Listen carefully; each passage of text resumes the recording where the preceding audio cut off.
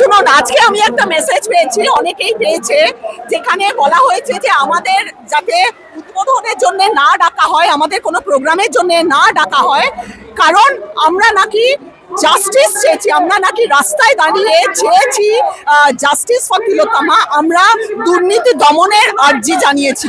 আমি কবে কোন দিন পার্টি হাত ধরে কাজ পেয়েছি? আমাকে কোন দিন কোন দর্শক পার্টি করি, কোন পার্টি জীবনে করিনি, তাদের জন্য ভালোবেসেছে। আমাকে ভালোবেসেছে কারণ আমি অভিনয় করি বলে, আমাকে ভালোবেসেছে কারণ আমি প্রতিবাদ করি বলে, আমাকে ভালোবেসেছে কারণ আমি মানুষের কথা বলি বলে, আমাকে ভালোবেসেছে কারণ আমি মানুষের সঙ্গে আছি বলে। ওইসব ভয়টাই দেখিয়ে কিছু হবে না, ভয় পেয়ে কাজেও ছাড়বো না, আর আনন্দ দিয়ে তাদের সঙ্গে হাতও মেলাবো না।